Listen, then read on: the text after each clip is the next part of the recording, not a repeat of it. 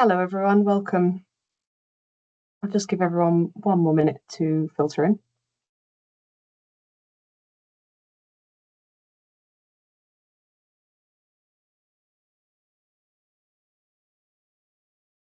Okay, great, thank you so much. So good morning and welcome. Thank you so much for joining us at Nature Towns and Cities for this session on what makes a brilliant urban green space. I'm Matilda, I'm a project manager working on Nature Towns and Cities, and I'll be guiding us through today. It's really lovely to have you all here. Thank you so much for taking time out of your day. So today we're focusing on the potential of urban nature, not just as a backdrop, but as something that shapes healthier, more connected, more equitable places. Our aim for today is to inspire and equip. By the end of the session, we hope to give you a clear sense of what brilliant green space can do for people and places, and how we can start delivering it. Before we get going, it's my job to give you a bit of context and explain a little bit more about what you can expect from today. So this session sits within the Nature Towns and Cities programme, and it kicks off a series of inspiration talks. The series will bring together people who shape our urban environments, our designers, our planners, but also our community leads and our local authority leads and our delivery partners. And each different session will explore a different topic. As a programme, Nature Towns and Cities is exploring how urban nature can be a core part of thriving and resilient places, from things like biodiversity to well-being, and from design to long-term care. I think it helps to think of this session and this event series as part of a growing movement. Through the programme, we are sharing ideas, we're sharing practical tools and stories of success with the aim to help everyone everywhere get better access to green space. So on that note, do look out for our next talk, which is on the 1st of December and is on growing community power through green space. I'll come back to that in a second. But today, we're here to unpack and discuss the question, what makes a brilliant urban green space? We've got a wonderful range of speakers speaking from a variety of experience to build a picture and to give you some provocations to answer that question. Whether you're just getting started or you're already delivering projects, today's session is designed to offer both inspiration and realism. We'll have some talks, some case studies and examples, which will explore lessons learned, and then we'll have a panel discussion, sort of all exploring what's made this work possible for our speakers. So on the screen, you can see the overall purpose for today, which is to inspire a shared vision of brilliant, equitable, accessible green space, show what impact it has had on people and place, and explore how to deliver and sustain it in real world contexts. Today's speakers will bring, lots of different experiences, and we really sort of invite you to reflect on what resonates for your own context from everything that you hear from today. So the practical bit, the agenda for today is on the screen now. So I'll be passing to Phil in a minute to do a sort of mini keynote introductory talk for us to sort of frame the conversation before we hear 3 wonderful case studies from different people among the sector, and we'll close with everyone coming together for a panel discussion. And then really the last bit for me is on housekeeping. So you'll see today we're using the town hall version of Microsoft Teams. What that means is that you'll largely just be listening to our wonderful speakers. You are able to submit questions for the panel later on, or you can start a discussion with other people in this call, and you do both of those by using that Q&A tab at the top of your screen now. You can also upvote questions which you'd like answered, and that will help us just sort of cover as much as we can that's as relevant as possible in the panel discussion. Just to confirm that everything will be shared afterwards, so that's the slides and the recording and some links from our wonderful speakers, and we'll share that in the coming days. But if you do need any support through the session, you can start by asking in the Q&A tab, and if not, you can give us an email, and our email address is on the screen now. Okay, so to start us off, I'll hand to Phil Askew. Phil is Director of Landscape and Placemaking at Peabody. Over to you, Phil. Thank you. Thank you very much, Matilda. Thank you so much for inviting me to kick off this really fantastic session. And I would say that the speakers who are following me are all amazing in their own right, and I think this will lead to hopefully a really interesting discussion and questions coming up after the presentations. So I really wanted just to kick off, as Matilda said, with a bit of a provocation: what makes why brilliant green space matters now. And in that respect, I'm going to use a couple of projects that I've been deeply involved with. One, quite unusual, perhaps exceptional, some people may feel, but also one I think that's very relevant, and that was the Olympic Park for the 2012 Olympic Games. And secondly, in my current work at Peabody, the work that we're doing in a very large regeneration project in southeast London in a place called Thamesmead. So next slide, please. So the Olympic Park, of course, it was and still is an extraordinary regeneration project in London, in Stratford, and a real privilege to be involved in it so deeply. I think the critical thing here in terms of thinking about what makes a brilliant green space is that the park is and was the centre both for the Olympic Games and indeed the regeneration, and I think now recognised as probably one of the most successful post-Olympic regeneration projects in recent history. Critically, the creation of this new green space centred around the River Lee, and you can see on the slide the before and afters left and right, was all about thinking about what green space in urban areas, in cities, should be going forward, thinking about climate change, thinking about how people use green spaces, how it can create healthy environments, etc. So back in 2012, this was quite forward thinking. I think now it should be really common thinking. Next slide, please. And I think one of the really important parts about this and the work that I do now as well is about engaging people in landscape and in nature. And I think it's fair to say that when people came to see the Games in Stratford, and these are two pictures during that time, people weren't expecting to find a fantastic park, a fantastic green oasis to hang out, to enjoy, and to see some of the sort of spectacular landscape interventions, including extensive meadows in the right hand picture. And in that respect, I think, many people said that the park became the star of Games, particularly for those people coming to it. So that engagement in nature, engagement in green space, was a unique opportunity as part of the development of the Olympic site going forward. Next, please. And really importantly, and I'm sure Joe will talk about this amongst others, is the idea about how design and landscape architecture, engineering, thinking about climate change, and many other moving parts, if you like, come together to create fantastic places. So this is a picture of part of the park, the River Lee in the centre, the wetland bowl, as we call it, focused around it. And I always recall when I took people on tours of the park, how they came to this particular part and almost without exception said, "Oh, Phil, this is so natural feeling. It's fantastic," because it is a lovely place with much wildlife and the sounds of reeds, etc., moving around.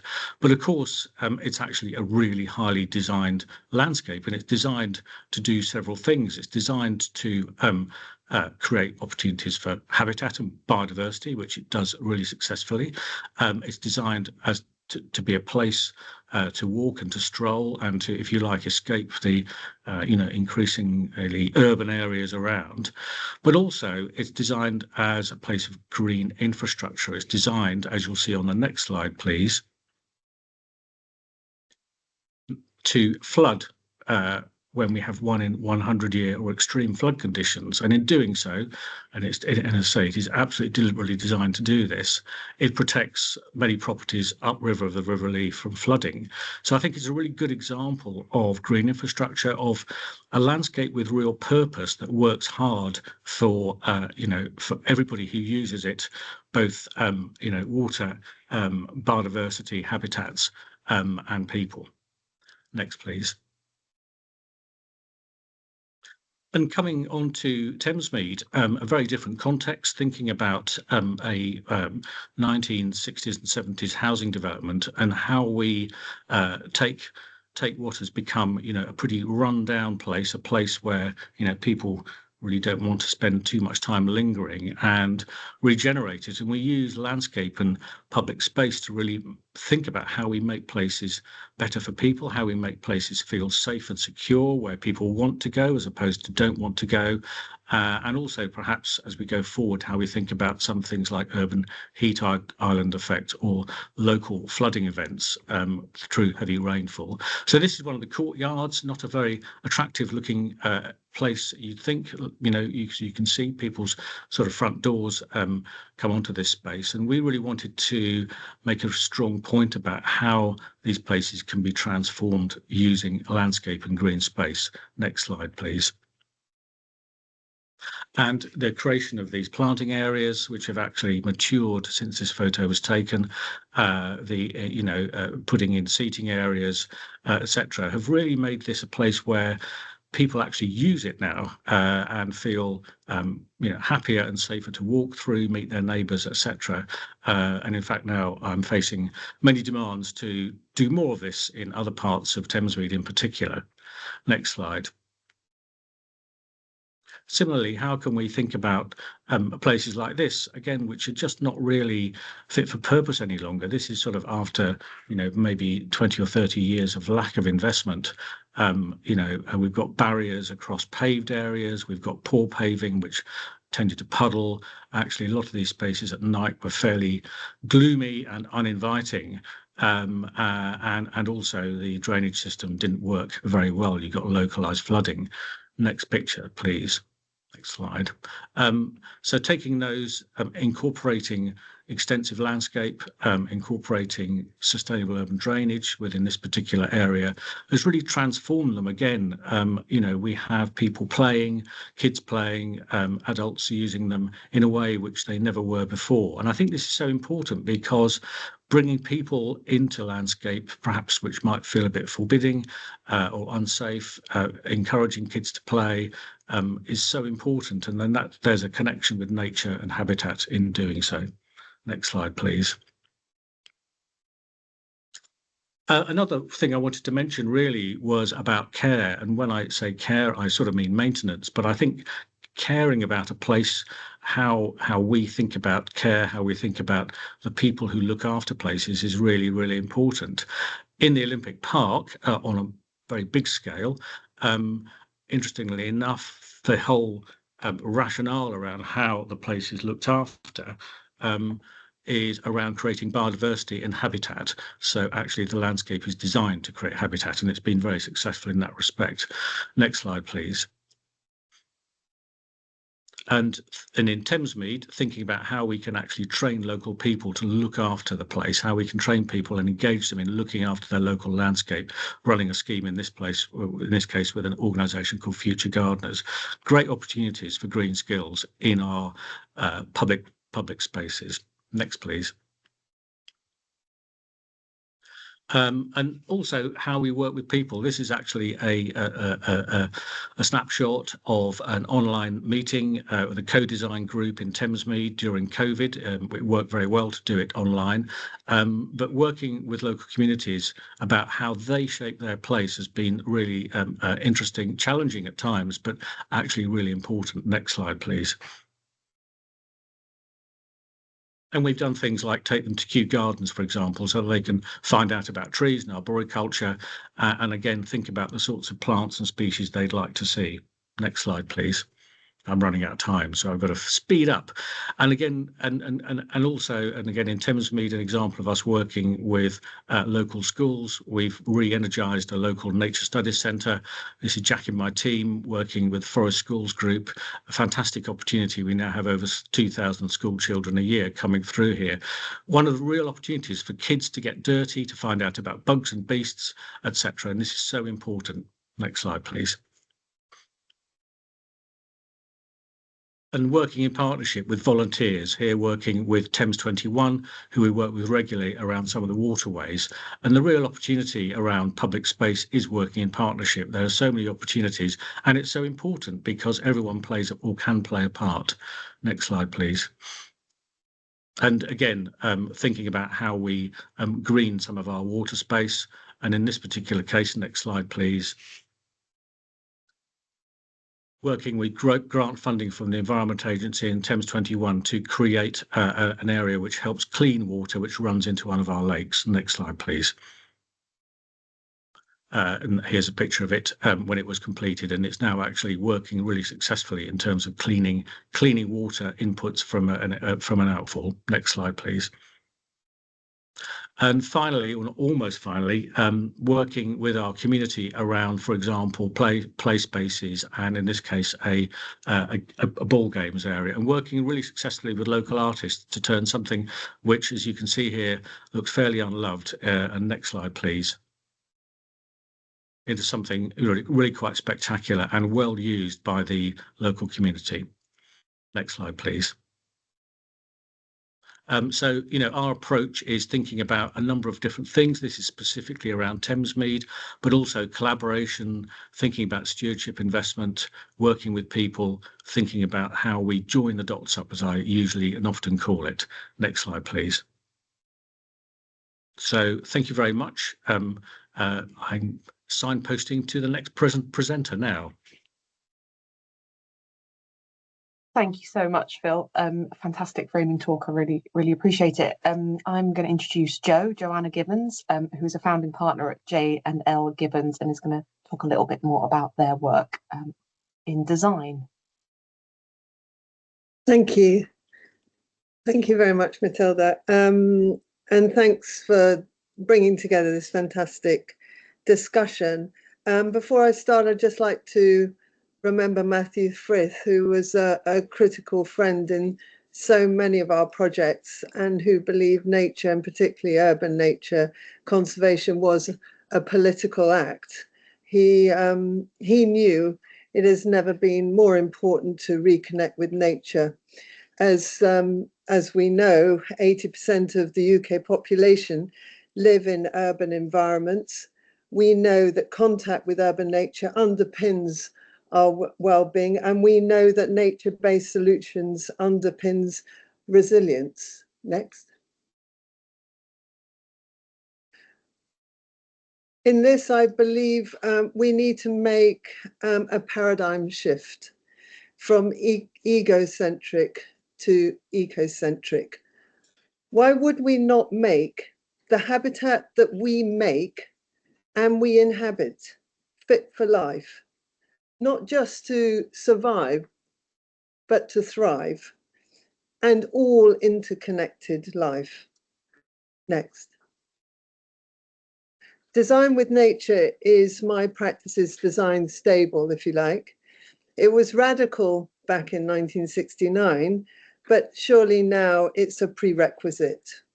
More than problem solving, it is to understand natural systems, how they've been disrupted, and to vision humanity as part of the biome, using artistic creativity and scientific intelligence. Next. That's why we collaborate. Cross-sector, cross-disciplinary, we engage with communities, engage with the landscapes we make and curate in a visceral way, whether scything or broadcasting from a garden shed with an artist. Next. Because there is purpose and urgency in all we're all doing concerning climate, biodiversity, and mental health crises through, for example, in our terms, our urban mind research with King's College London, where we are undertaking ecological momentary assessment of how you feel and where you are. And being in the field with our social enterprise, taking communities and just passionate people into the field. and through design for climate change adaptation using our expertise. Next. So I'm just going to focus on a few minutes on the Urban Nature project at the Natural History Museum, which we have just completed, generously supported by National Lottery Heritage Fund. Next. And in terms of urban nature, this is the mothership. The project to start a UK-wide urban nature movement. And it was something that Waterhouse, who designed this incredible building, never got to complete. So 150 years later, it's been done. Next. And that is a transformation, not just to stimulate awe and wonder, but to demonstrate many, many take-homes and create a national network of support and knowledge share. Next. An interpretation of deep time, while also looking to the future over an area of 5 acres. The garden as a scientific research tool to showcase resource management, soil and water, and to demonstrate and provide an outdoor classroom for learning and enjoyment. Next. And the big part as a designer is for us to vision and to deliver that vision in an experience of a living exhibit. And our job here was to express deep time through plants, geological exhibits, artifacts, to create a stroll to inspire as much as an everyday city park, which is free, accessible, and fascinating. Next. And today, more than ever, we have to underpin all our work with rigorous, responsible, ethical sourcing. And in this case, we were determined to do it all from the UK. So all the geological exhibits, apart from 2 which came from, one which came from Iceland, came from the UK. Next. And with those, we designed with care through endless sampling to achieve the technical requirements alongside a time narrative that would inspire the visitor. Next. And planting design celebrating floristic affinities to be read as a living exhibit. Next.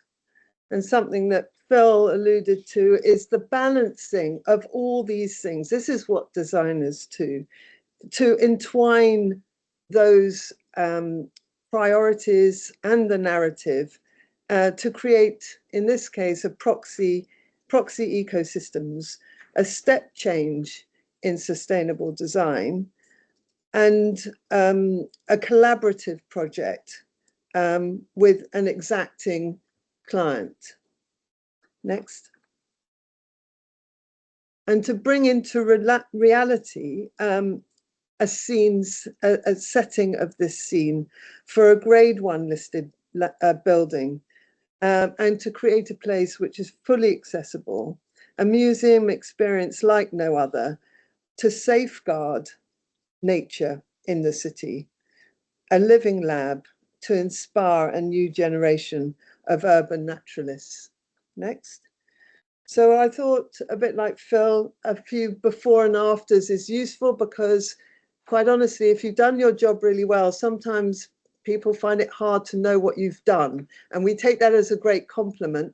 But in terms of value, that can be undervalued as a result. So this is a sterile lawn in front of the Paleontology building, just at the top of the TfL tunnel steps, as it was about 8 years ago.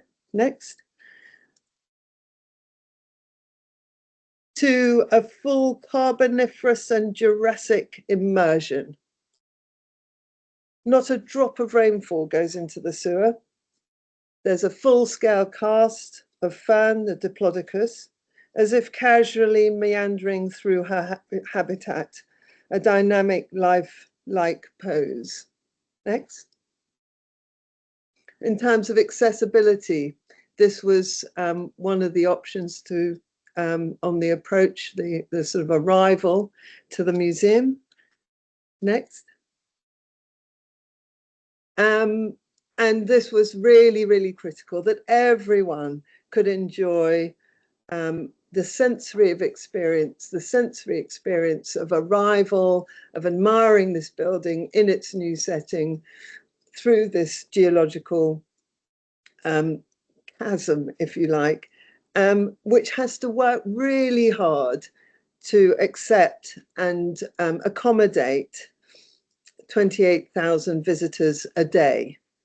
The oldest rocks, some 2.7 billion years old, beautiful Lewisian gneiss that you can run your fingers over as you walk up towards the museum front door, illustrating extraordinary complex geological foldings and deformations. Next.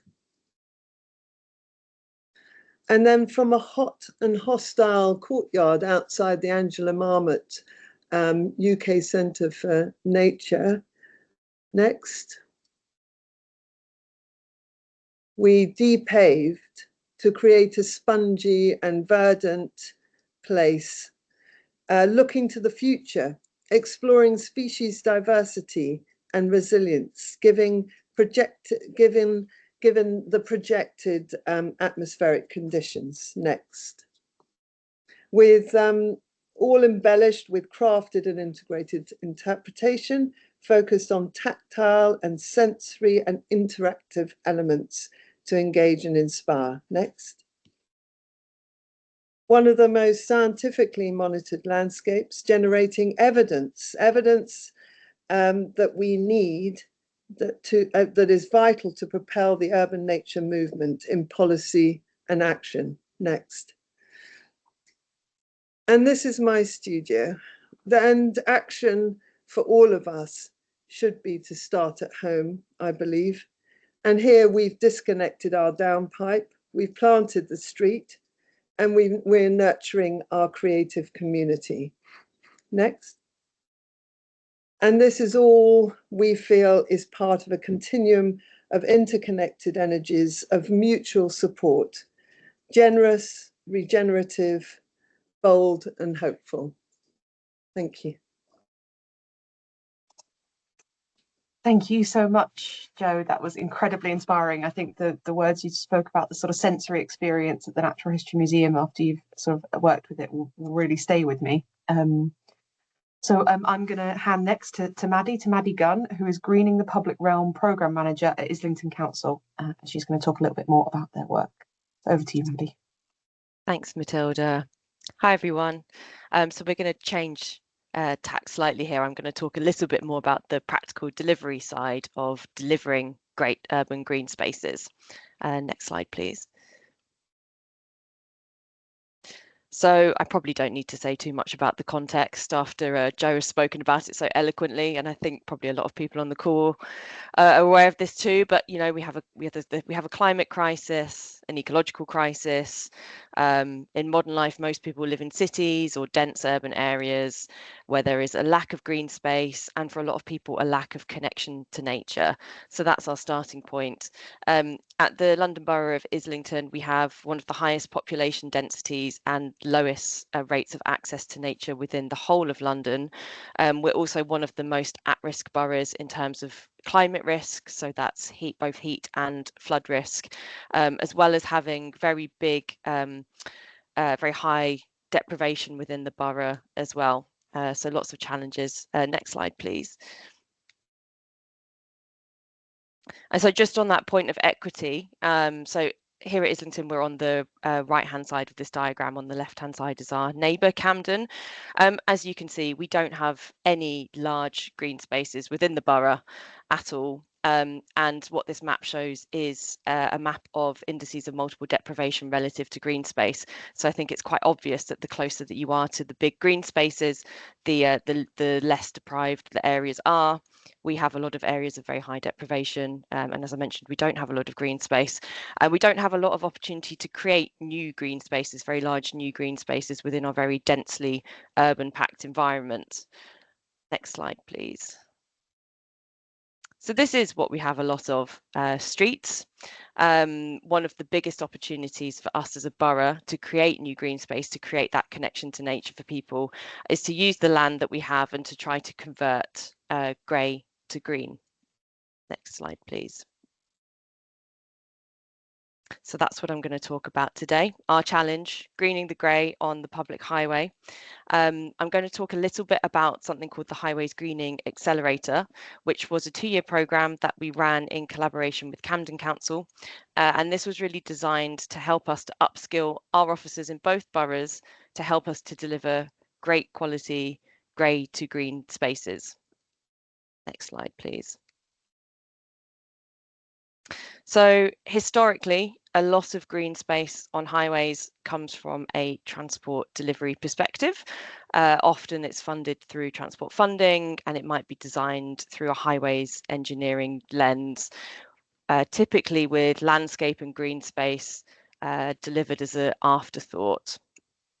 So we found that opportunities for greening and all important climate adaptive infrastructure within transport-led projects can often be missed, and with that all of the opportunity for creating these doorstep nature spaces as well.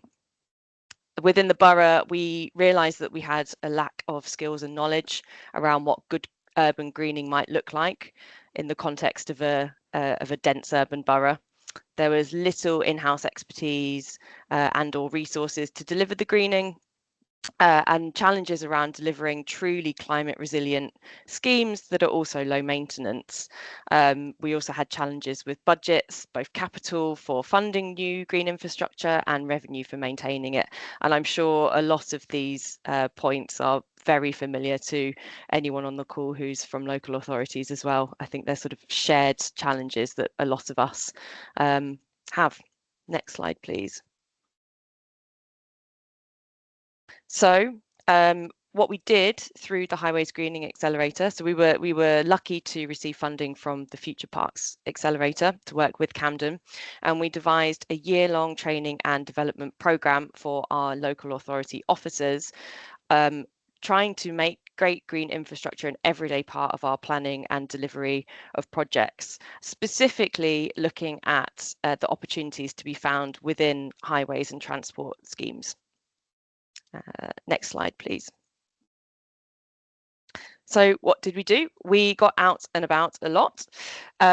We had a training programme that was delivered in collaboration with Urban Design London, where we trained over 100 officers from both Camden and Islington together. That was a combination of online learning sessions around topics such as SUDs, materiality, climate adaptive infrastructure, planting, maintenance. We had a number of site visits that went alongside our learning sessions. We produced guidance documents for both boroughs and topped it all off with a big celebration event for our officers at the end. But really what this was an opportunity for collaborative learning and forging new collaborative relationships, both between departments within the council. So for example, transport, highways, climate action, trees, flooding, but also to trial out new ways of working and to develop new relationships between the boroughs themselves. We wanted to show officers what good looks like by travelling all around London, looking at different examples of excellent schemes. We wanted to give officers an opportunity to speak to each other, to ask questions, to connect with people in other councils who might be having the same issues. And from that, we then devised a set of guidance documents to be taken away and used in-house. Next slide, please. So I'll run through these quite quickly. Just to mention, I will share the links to all of these after the session. Everything's available on the Urban Design London website. But from our From our site visits and our learning sessions, we created a practical guide to design, delivery and maintenance of great green infrastructure for streets. Next slide, please. We also developed a planting design guide for streets. Next slide. We developed a set of case studies of really great examples of highways greening projects, both from within London and from around the world, which was really brilliant just for getting inspiration as to the art of what is possible. Next slide, please. And we also finally developed a set of recommendations for how to scale up delivery, really focused at decision makers and senior leaders within local authorities. Next slide, please. So the impact in terms of our programme. So the design guidance and all of the learning has been used on all of our highways and transport schemes coming out since the training, which is quite sizable. We currently have livable neighbourhoods covering 25% of the borough, with that set to grow and a lot more greening projects on the horizon. So I thought I'd just run through some examples of projects that have been delivered since we've done the training. So this is Clerkenwell Green. Next slide, please. And another image of our new planting at Clerkenwell Green. Next slide. Here we have a pocket park that was designed at Freeling Street. This was done in collaboration with the local community as well. Next slide, please. Here's some of the detailing we have at Freeling Street. Next slide. So the next couple are from one of our new livable neighbourhood schemes in Mildmay. So this was a series of planting beds with suds and play on the way features. Next slide, please. And again, this is from our Mildmay livable neighbourhood. Next slide. And then finally, a cycling scheme. So this is primarily a cycle crossing scheme for Southgate Road. Next slide, please. As you can see, we've got some fantastic planting and trees within the scheme that was really developed as a result of our officers in transport and highways really pushing forward the greening for schemes. So it's really fantastic to see. Next slide, please. And I just wanted to talk through a few learnings from the project. So first of all, that partnerships and new ways of working can take time, especially within local authorities. One of the things that we found worked really well for us was just getting outside, looking around, looking at other schemes, and also getting to know the borough or the area in which you're working itself as well. Reaching out and talking to each other. Officers in different boroughs often have the same set of challenges and problems, and they're often willing to share expertise and experience. And finally, one of the biggest learnings was that creating a dedicated role with responsibility for urban greening, design and delivery is really key to driving these projects forward, preferably a landscape architect or someone with a design background that can really help to drive up the quality and ambition as well of projects within the boroughs. Next slide, please. Oh, I think I'm at the end. You are. So it's me to come back on screen and just say thank you so much. I find it really fascinating to hear examples of things which really make a difference to my life, that feel really close to home. And that's absolutely one of them. Greening the streets feels so important to just everyone who lives in towns and cities. So thank you. But it is my job to hand to our next speaker, who is Susannah Walker. So Susannah is founder of Make Space for Girls and In Her Place, and she's going to talk to us a little bit about her work with both of those organisations and beyond. So over to you, Susannah. Yes, Maddy said a bit of a switch. This is more of a handbrake turn, but here we go. And also thank you to Maddy. The one thing I wanted to say about that project, as well as all the insights, is what a brilliant example of dissemination and ensuring that the project lives on and that the expertise and the knowledge is shared with case studies and design guides and everything. More of this kind of thing, please. So I'm going to talk to you about creating equal or equitable places with a focus on gender, but also a reminder that when we're making places work for one group, this is two things. One, we're generally making them work for a whole range of other groups. And secondly, if we start thinking about gender, then hopefully this encourages us to step back and think about all the other groups who are excluded from spaces. Next slide, please. So I was told this had to be a case study, so I'm going to start with a lovely case study. I've done a lot of work with teenage girls on public spaces and parks for over the last few years, and this is one of the 2 projects that if you show them examples of good design, and you have to show them examples of good design because they don't know what a park design for teenage girls looks like because they've never seen one in this country, this is one of the projects they will always pull up. It's part of a much bigger project around looking at gender in public spaces in Umeå in the north of Sweden. And because Umeå is in the north of Sweden, this had to be a place that felt safe in the dark.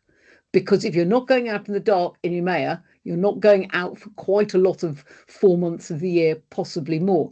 So this was co-designed with an architect and an artist and a group of teenage girls and young women. It plays music, it lights up. It is ergonomically designed to fit the bodies of teenage girls, and crucially, it's got fantastic sightlines and it feels safe at night. And it works. During the daytime, it's used by all sorts of groups. In the early evenings, it is used a lot by teenage girls. But next slide, please. The question is, why do we need to do this? Why do we have to have stuff for teenage girls and women, and why do we need to think about it? Next slide, please. So to take one example, because it just focuses the mind really, when we talk about facilities for teenagers in parks, we tend to mean skate parks, BMX tracks, moogas, fence pitches, multi-use games areas, cages, depending on where you come from. These form approximately 90% of the teenage facilities in parks. But on average, these facilities are 90% used by boys and young men. With the results are clear. So Yorkshire Sport a couple of years ago did a lot of work with teenagers of both sexes in Yorkshire, and 68% of girls felt there was nothing for them to do in parks. 59% felt actively unwelcome in parks because the spaces for teenagers were dominated by boys. Next slide, please. Now, obviously, there's a huge part of this is cultural, but there are also design issues. And you can really see that if you look at moogas. And they are the most commonly provided thing for teenagers, so much so that nobody knows how many there are, but we still keep going, oh, let's solve the problem by putting a mooga on there. Make Space for Girls surveyed them, and 92% of the users of moogas, when we did a kind of spot survey across the country, were male. And when you look at one, it's not surprising. It's got narrow entrances. It's got very high fences. It's sometimes the entrances are chicaned, and it's full of teenage boys. I wouldn't go in there. And teenage girls who are very, very aware of being trapped, being hassled, all sorts of things, just wouldn't go in there if their lives depended on, well, they feel their lives depended on not going into it. So we have created something that actively deters teenage girls and then gone, oh, but it's for teenagers. And there's also a deterrent factor around, if you put a big group of boys in it, girls will avoid the space because they're going to get harassed. I mean, there is so much more I could say. Well, this is a whistle-stop tour. So they're not, and in Europe, surveys have shown that girls are more active in spaces that don't have this kind of hard pitch, never mind a fence one. So next slide, please. But it's not just true of girls.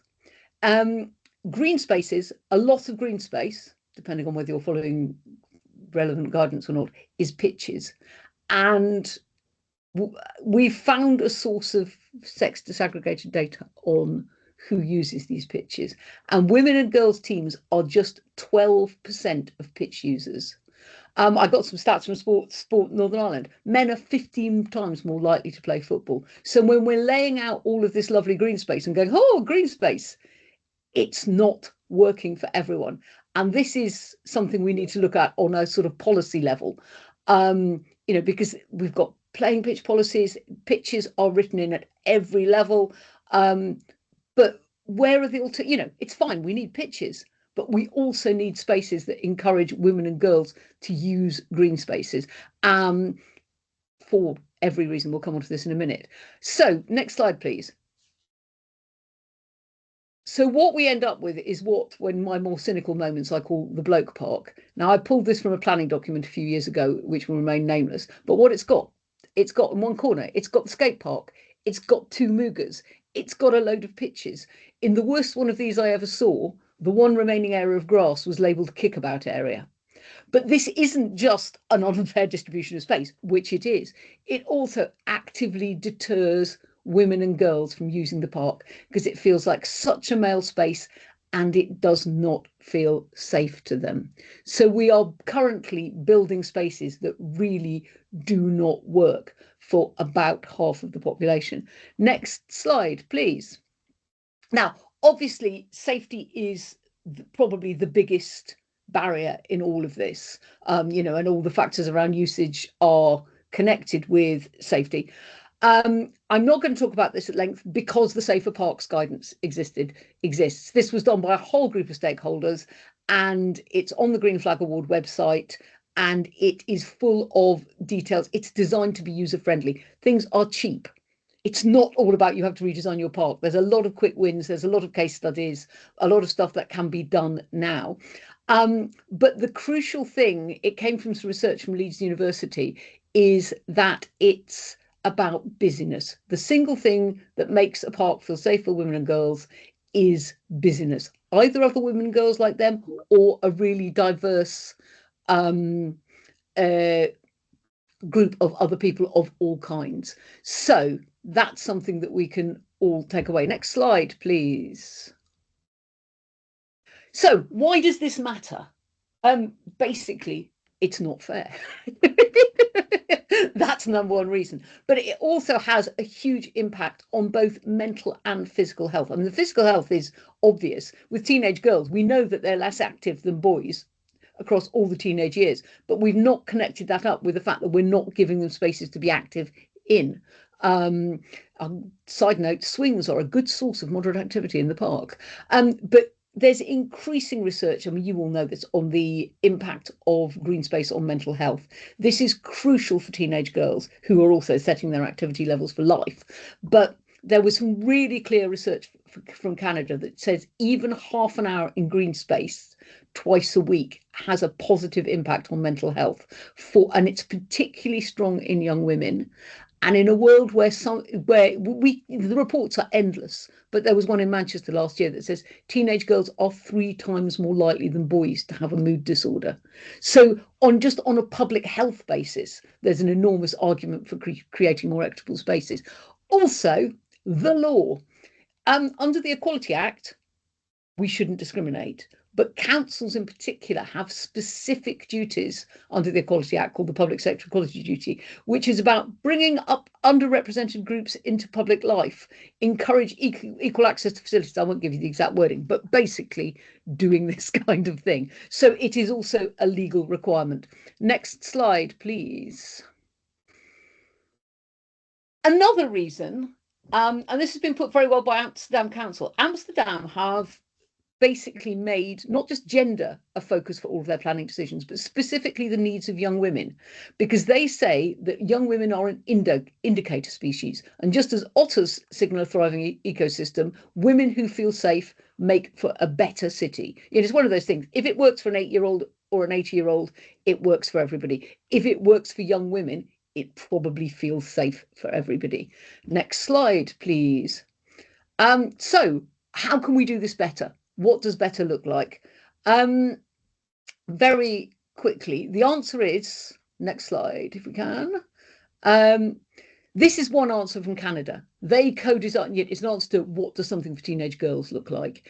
They co-designed this with teenage girls. They went through 3 iterations and then their local council went, that's fabulous, we'll have that, please. So it's now in Kitchener in Canada. Next slide, please. But some work has also been done here.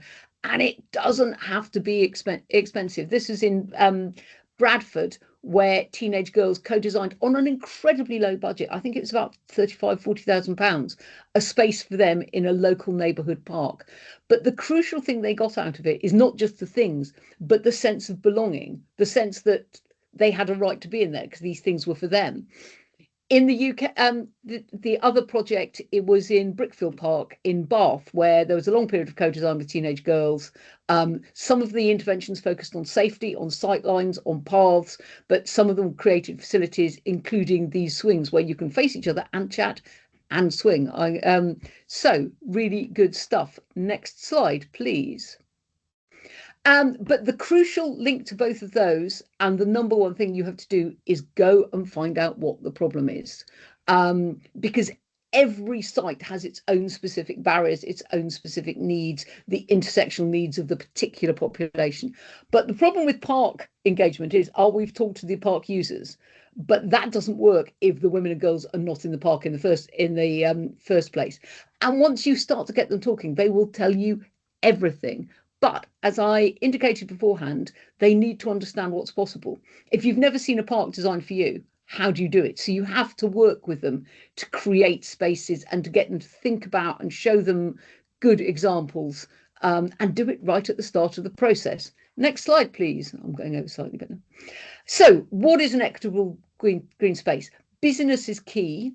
Designing for safety is key, and not just thinking about exercise as sport, but how do we create incidental exercise? Think about caring responsibilities. Something that's come up with women is we'd like the chance to exercise while our children are in the play park, because we're just sat there otherwise.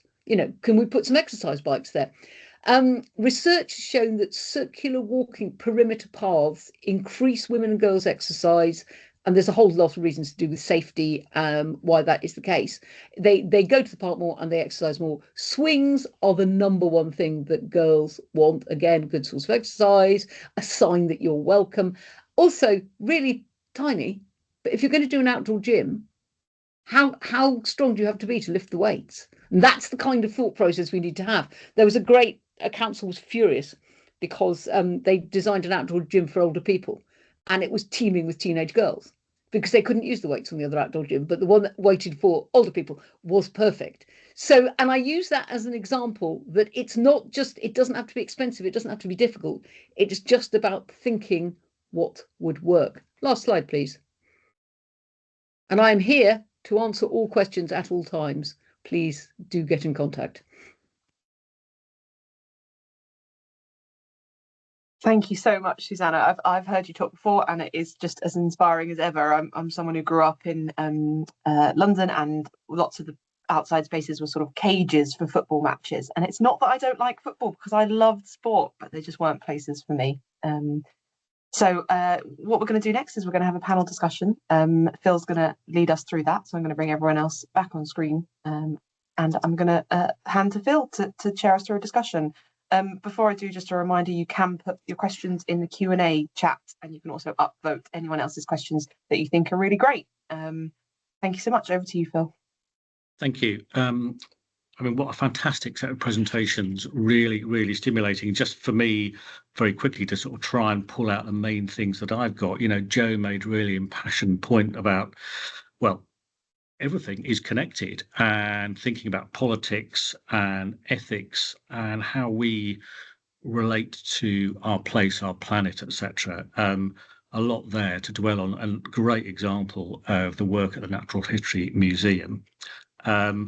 Maddy, I was really thought that what you said was brilliant, and actually a really great example of what I sort of, as I said before, called joining up the dots, the opportunity to do work when you are already doing highways work, for example, and actually how do you tweak and tune that approach such that you can integrate sustainable urban drainage, good landscape opportunities for people to rest, sit, etc., in a way I think is really powerful, because so much of the time, as you say, it's seen as a sort of afterthought, as opposed to one of the key drivers.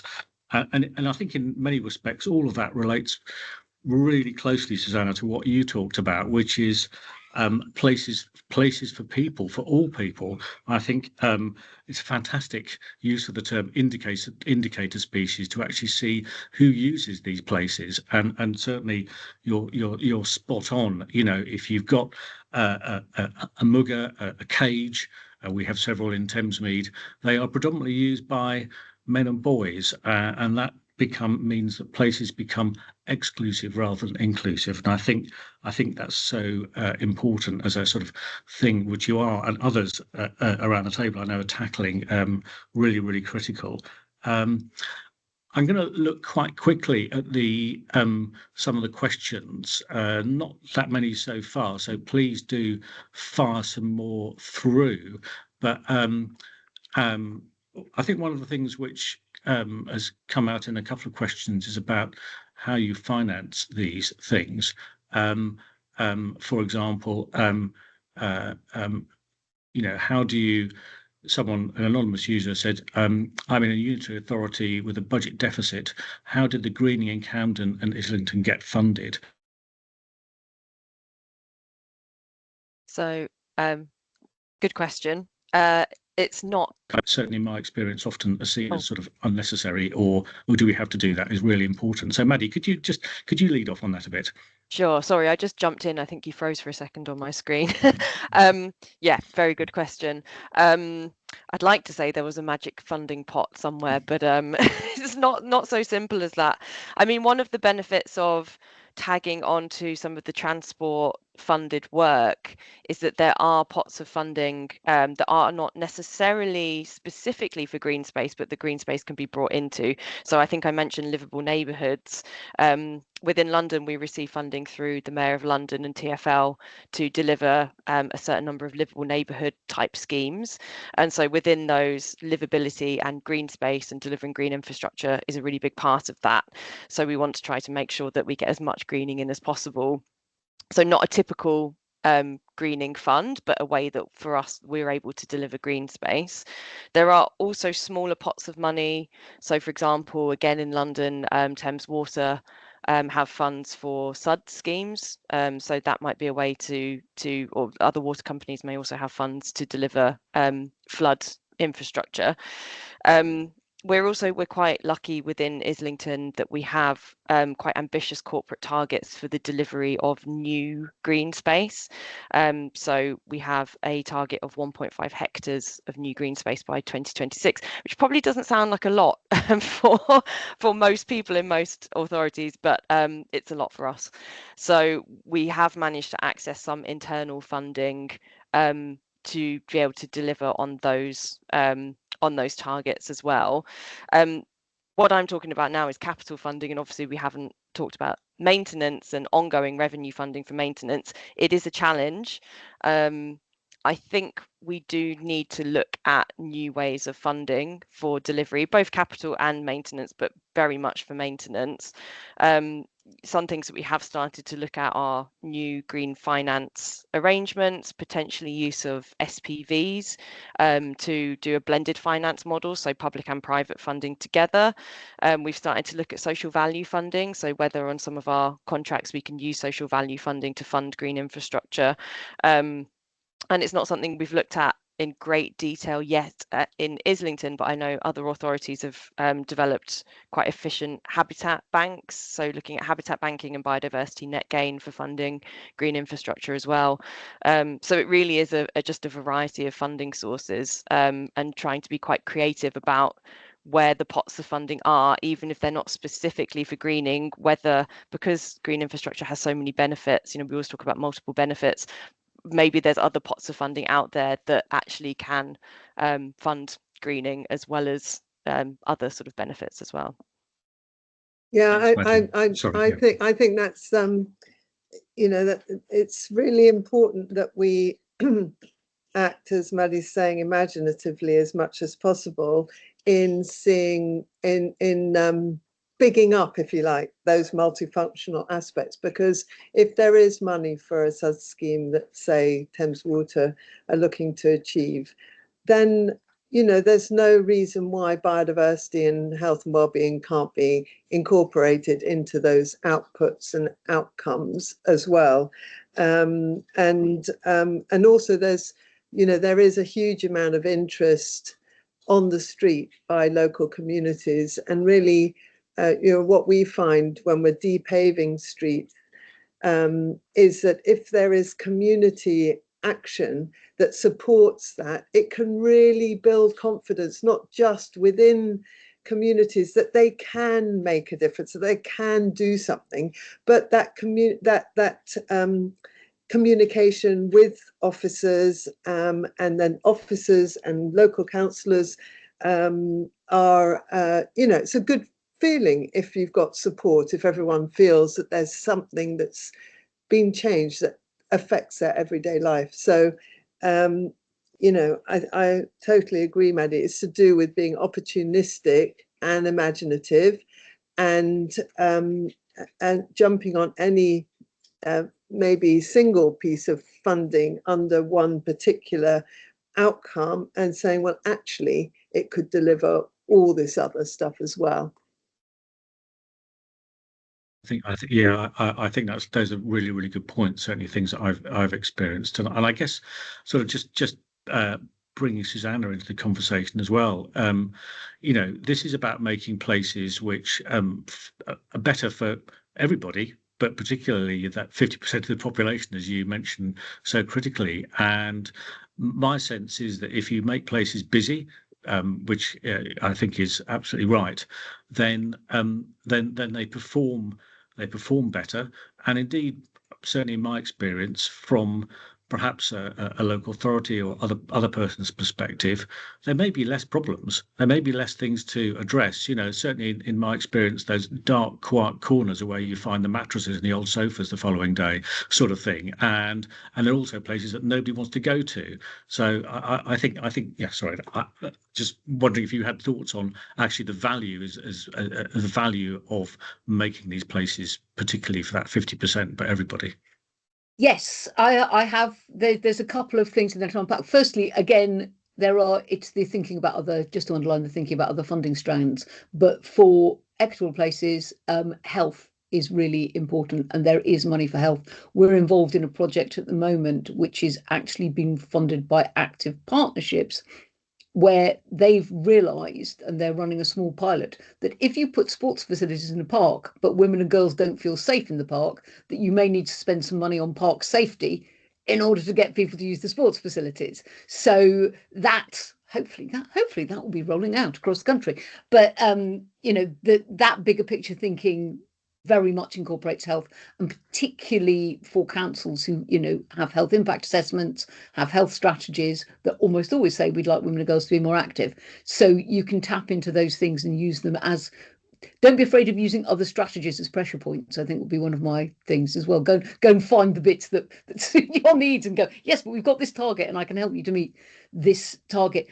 Thinking about the value of things is, I think, a really big issue that we need to tackle, because at the moment what gets measured is biodiversity and things like that. We've got numbers for this, but we are starting to get there with health impact assessments, but we are not costing a lot of interventions very well around equality.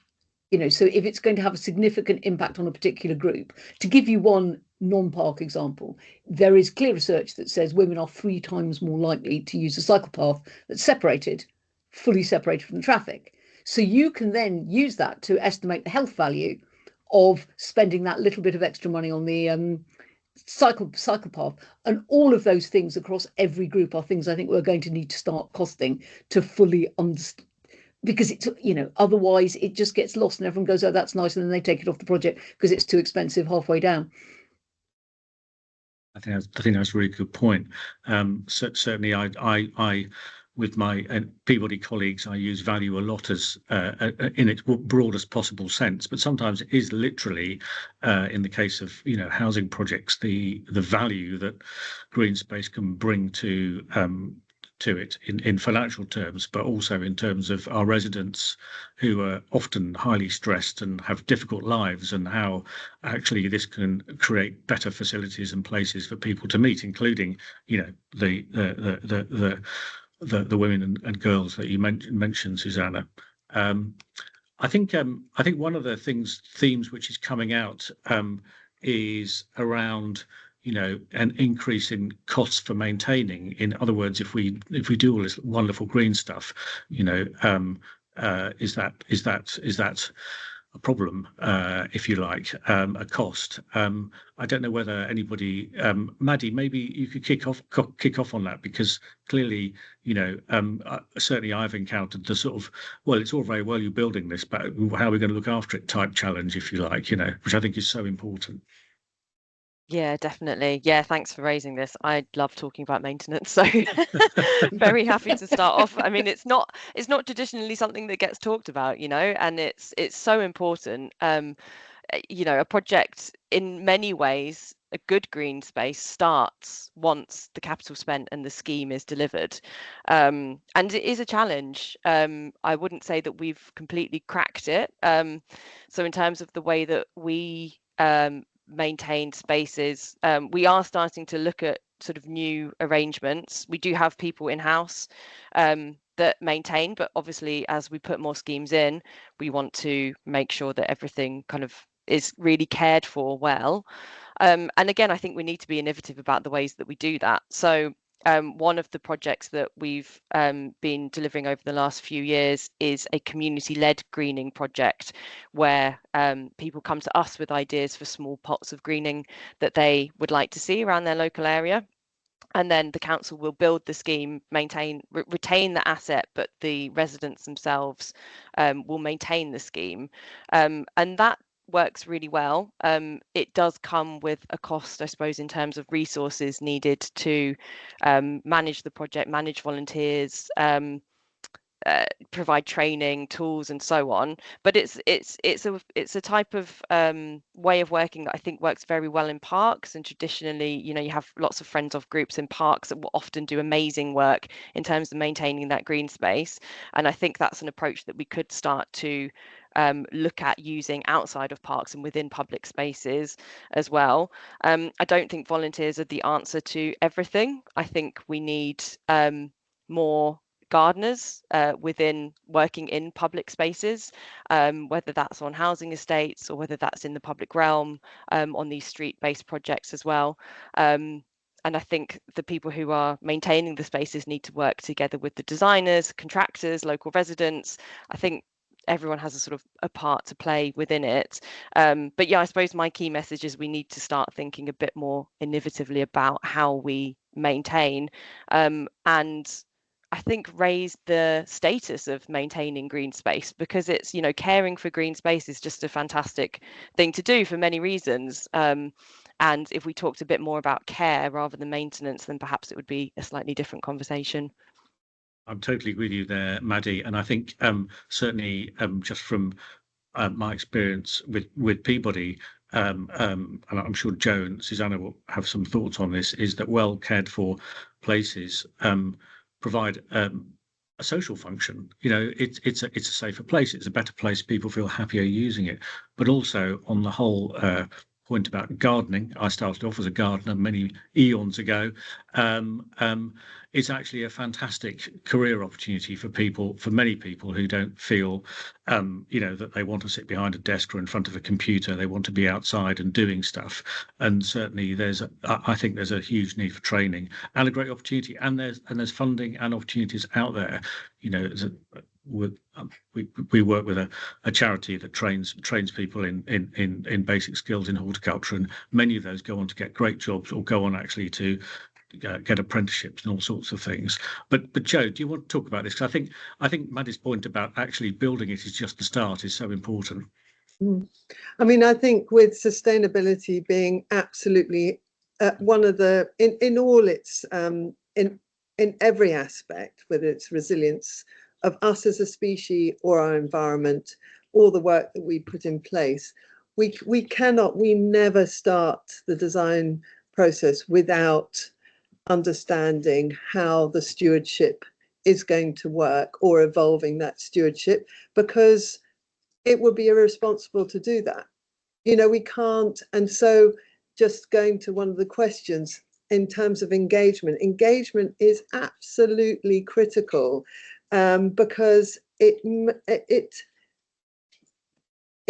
enhances that sense of belonging where you are. It gives you agency. It creates that sense of place and community. It is uplifting. It's life affirming, when you're working in a team. I mean, I do really agree with Maddy. There needs to be a position that's created in councils that are focused on maintaining the continuity. That's often the issue. But on many of our public realm projects, like in Dalston, Making Space in Dalston, through the engagement process, which we call, it's a fancy term, deliberative process, where we start having small conversations, walk around site, action research, we call it, where we do things out in the field with different intergenerational groups, different kind of business owners and youth societies. We build a kind of culture around the project, which is about sharing experiences, sharing all their knowledge in that community.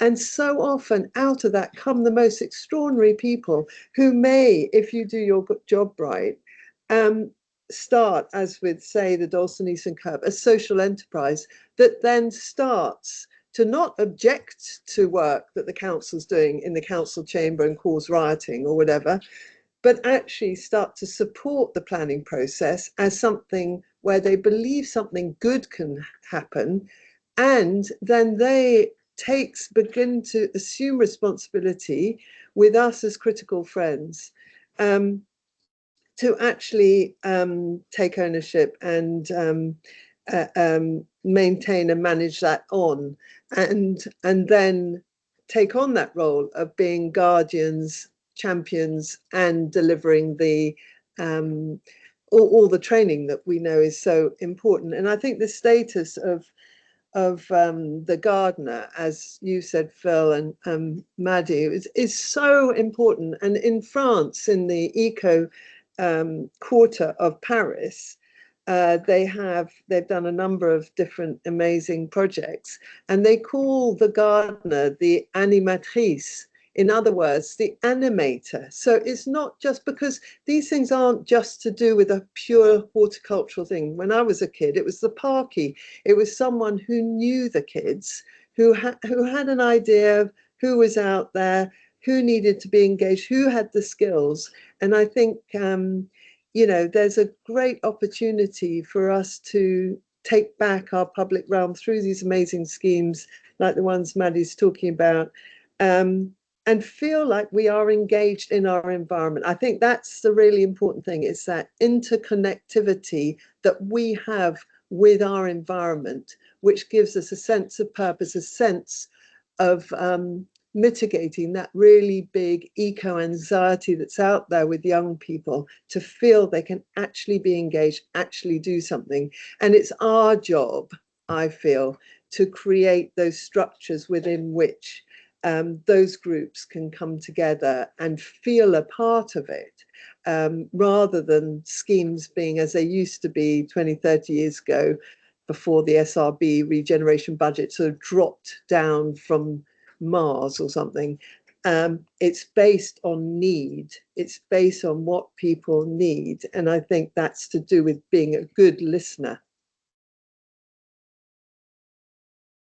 Susannah, do you want to add anything to that? Maybe I think Jo has said a lot of really brilliant stuff there.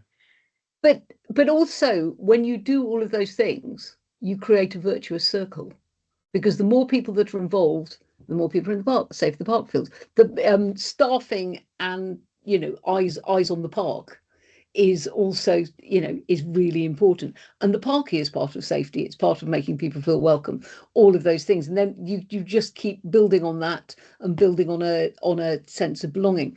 I think, and this is less about planting and more about overall design, but it links to what you said, Philip, about the dark corners with mattresses in, is also to plan carefully for, or rather plan for not maintenance, because this is slightly off topic, but it's relevant. We've done some gender mainstreaming work with Peabody on the new development in North London. And one of the things that came up very clearly is that if you make bin stores safer, then more people will use them. So if The women wanted bin stores that weren't too heavy, weren't a horrible dark place you had to walk into. And Peabody has some really good examples of this on other estates, but also crucially were on their routes. Because if you've got kids, you don't want to be leaving them outside or taking them into the dark bin store. So by designing spaces for people to self-maintain them in that way, you actually get a cleaner, better maintained space, which then encourages other people to maintain it. And again, you're back in that virtuous circle. So I think designing for the behaviours of maintenance is also really crucial. I think that's I think it's really, really fascinating, actually. And just as a sort of aside, one of the things we did in Thamesmead, which is a very simple thing to do, was actually to put better bins around the place, in better locations. And actually, we now know that has made the place tidier, more people use them, and also they work in a more practical manner. But this might sound like a small thing, but actually a place which is a bit tidier and has less litter just feels safer. It feels like a place you want to be in rather than a place you don't want to be in, sort of thing. And Totally. I think so. Yeah. So I often actually think, some of the things which we do, and some of the things certainly I've talked about, are quite big projects, lots of capital, but actually there's lots of small things, I think, which can potentially make a very big difference to how places feel and how people react to them and engage with them. I was not prepared for the amount that women we asked about safety wanted to talk about bins. Yeah. It was it was and the other, I'm just going to share because it's such a no-brainer. The other thing is, let's put windows in bike stores so that they feel safe to use.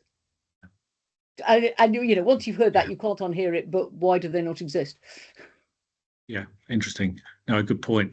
Another topic which I think is really important, and I'd like the panel to have a think about and talk about, is the idea of partnerships. There's a question here. Hello, from a local authority, how did you start the conversations from the bottom up and just emailing departments in the council and asking them if they would be interested?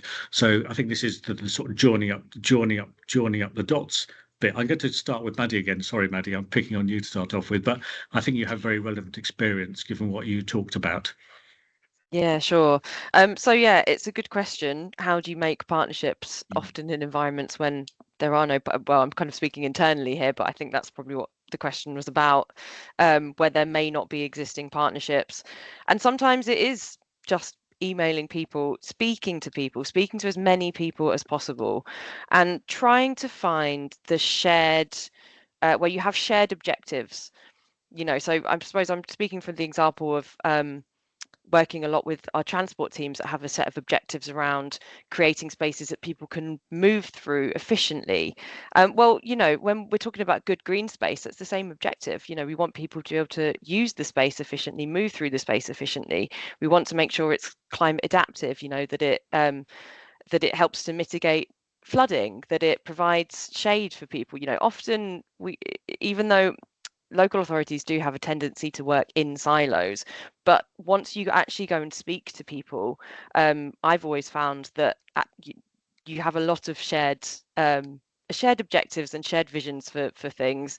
I think often teams in local authorities want to make better places as the sort of bottom line. So that's maybe the starting point, I think, for working collaboratively internally. Trying to create a kind of shared vision for your collective teams, or create one collaborative team. It's about speaking to people and trying to find those hooks, I suppose. And that also extends to stakeholders outside of the council. There are so many fantastic people that work within boroughs, community organisations, volunteer organisations, again, people that want to create better places. And it's about finding those people and starting the conversation, really. And fantastic things can happen when you just go out and speak to people and start engaging with people. Yeah. And Susannah, I'm sure you can speak about this as well, because so much of the work that you've talked about is about talking to perhaps people which are not so easy to reach sometimes in terms of women and girls. There's two parts to this question, really, because yes, and one of the answer for women and girls is we tend to find, rather than trying to reach a large number of people, to do very detailed engagement with a smaller but representative group, because that then can inform it. And then once you've got some buy-in and you're starting to do some stuff, you can extend that. But initially, a lot of women and girls, unless their mothers of small children go to the play park, just feel that park space is not for them. So however much you try, you have to really pull a few in and start that work. But the other really important thing is just raising awareness. And I think Maddy's sort of alluded to that there is a certain amount of just slogging around and just going, have you thought? Because the biggest barrier to equity is not that people are deliberately designing terrible places to exclude people. It's just that they haven't thought about it. And 90% of the time, the only thing you have to do is go to them and say, do you know, we could do this. And actually, do you know what? Set of swings is a lot cheaper than a Muga. And then, or, you know, or you could just talk to women. And I think we could do some really basic safety interventions. And most of the time, that's all you need for them to go, I haven't thought about it, but now I've thought about it. Obviously, this is something we need to do. And so it's also outreach to the decision makers, to making them realise. There was a fascinating thing in the Leeds research about safety in parks, where they were asking about very specific parks in Leeds. 85% of the parks professionals felt their parks were safe.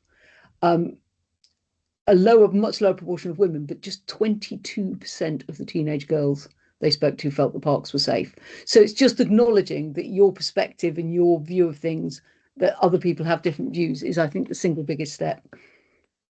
And Joe, just coming to you as a landscape architect, and certainly this is something that I feel really strongly about.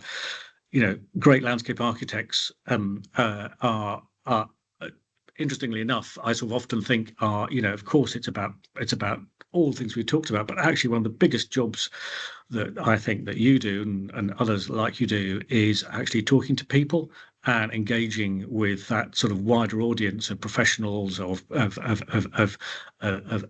members of the public, of clients, if you like, or whatever. Do you want to touch briefly upon that?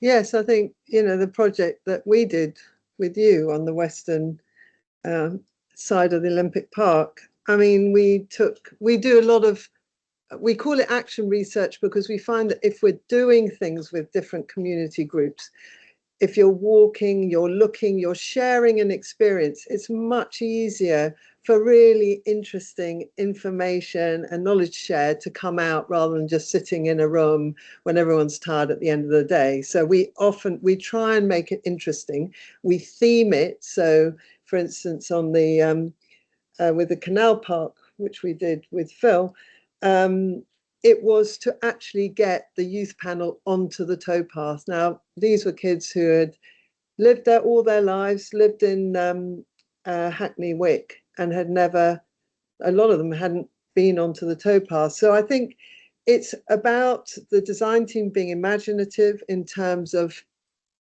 how you engage. And I like the term that was used through the single regeneration budget era, which was that a project should be capacity building.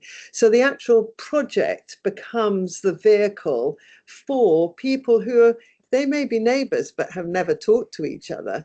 We did some filming where a filmmaker, film director, friend of mine, did a kind of training for young adults. It was off Tooley Street in Southwark, to go out and talk to the older members of the community. And I don't think they'd ever really asked them questions and then had to listen to the answer. And then we cut the film and then we use that to raise further funding. So they can see that that's going to, they loved it. We gave them certificates and everything. So it's about being imaginative, I think. And that's what we all want to do. We all want to spend time doing things in a meaningful way. And then you create a rich seam of knowledge that is very hard for funders to refuse, actually, because it's the real stuff. You know, it isn't done through a questionnaire. You've been out there, you know those kids' names, they will turn up for you and they will talk in a really passionate way about the importance of a project. They can't do it without you, as we've all said, giving them, sharing your eyes and your knowledge in terms of what it is that they might have walked through as an environment every day of their lives and not even thought about.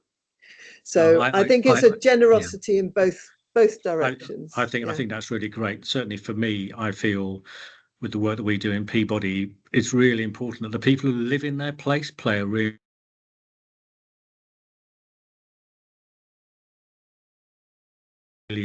as you alluded to, it's just can be tokenistic. Now I've got 25 past, and I need to hand back in 3 minutes. So I've got a quick round question, really, for everybody on the panel.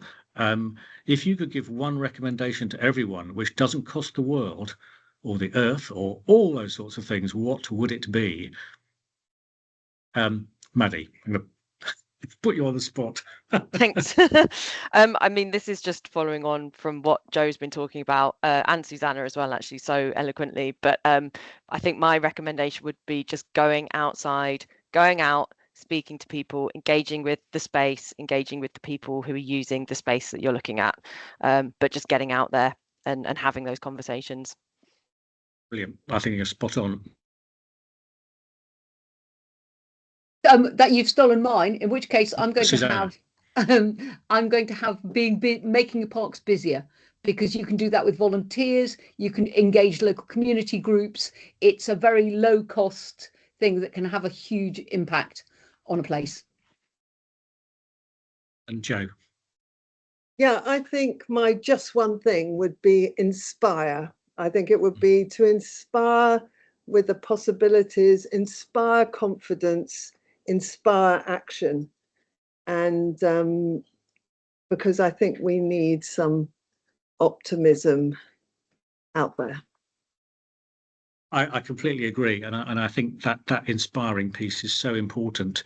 You know, I think thank you so much to the panelists. I think you've been absolutely brilliant, and made some really important and valuable points. I think for me, you know, what I do and what many of us do here is often not seen as being important. It gets lost in the noise of everything else that goes on around us, and there's lots of noise certainly at the moment. But actually, when we do these things well, it provides so much to people's lives, their day-to-day lives.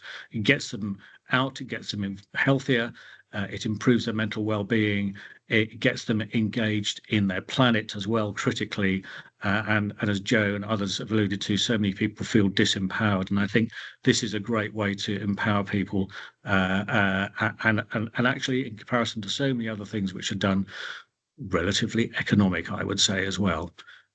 So I'm going to now hand over and leave it to Matilda to wind up. Thank you very much.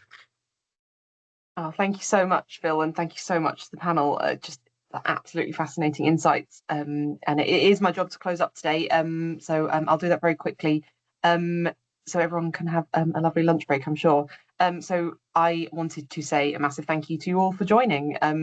For our speakers and to our chair, Phil, for leading us through today. I suppose what's really come through for me is that brilliant green space, you know, absolutely takes good design, but it's about so much more as well. It's about the conversations, it's about the partnerships, it's about the persistence and the trust that go sort of alongside that and maybe go uncelebrated as much.